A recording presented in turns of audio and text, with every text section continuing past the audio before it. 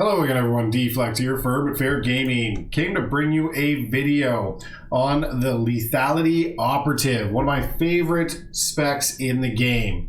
But as most of you watching haven't done so yet, please hit the subscribe button, like, share, comment below, and we'll get into the build. So there's a couple things to note for when you're making the build. First off is the accuracy, most important stat in the game right now. Accuracy, you want 110%. That is the first goal, first objective you got to get to. Next, once you have met that 110%, you want alacrity, and you want that to be 7.15%. That is what you're aiming for. Once you've met that and your accuracy and then your alacrity, then you go into crit. Dump everything else you have into crit. That's how you start off with your stats. That's the way you want to work them. And you won't have the most ideal gear probably because you probably don't have all purples to mix and match for when you're using different implants. But do what you can to meet those stats. Add augments. Add whatever you need to get there. Use the stims. I'm using the accuracy crit stim. It's very good for just getting 264 accuracy right off the bat. Definitely aim for that. Now, getting into tactical, I use the viral elements. There is also Cynic Shot, but this is more of your single target one. And they also have a different one, Catalyze Toxins.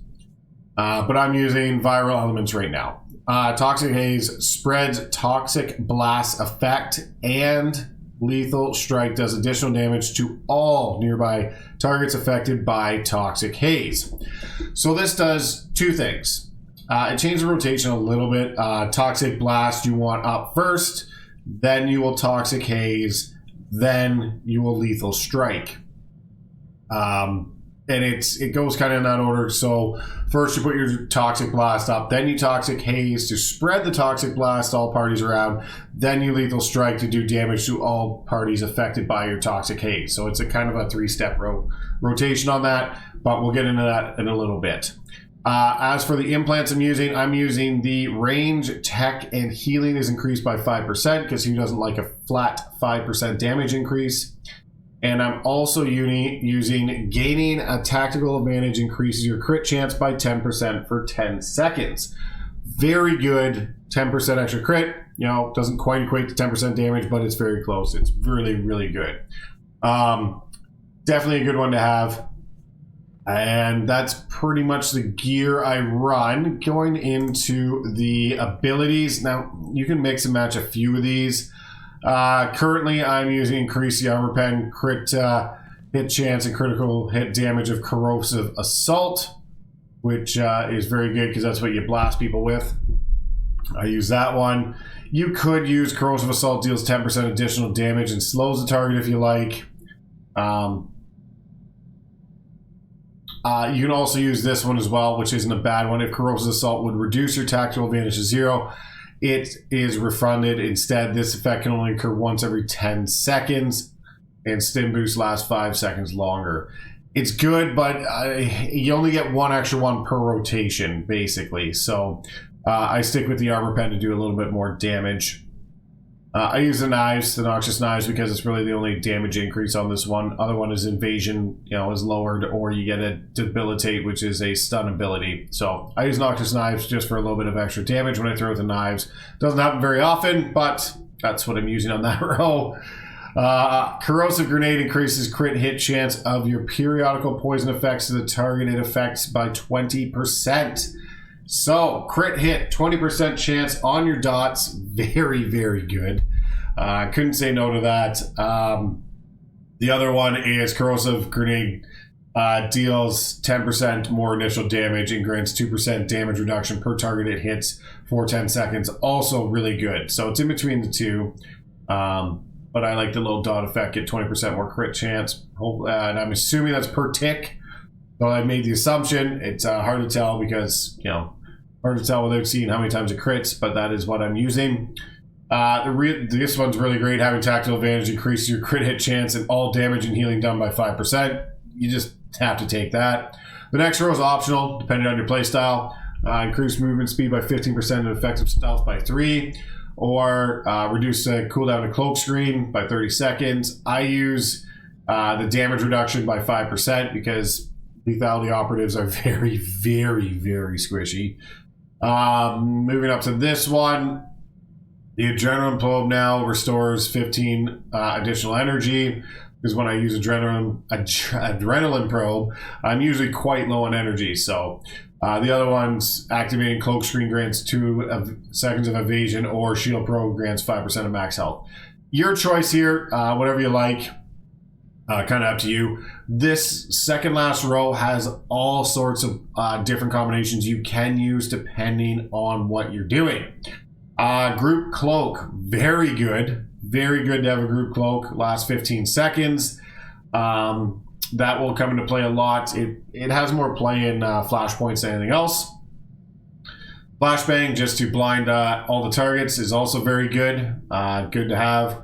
Currently I'm using Hollow Traverse, which then grants a tactical advantage and traverses you right to the enemy. So it's really great for getting into where the enemy is. Can be used while immobilized, purges any movement impairing effects. Also very good. Also very good.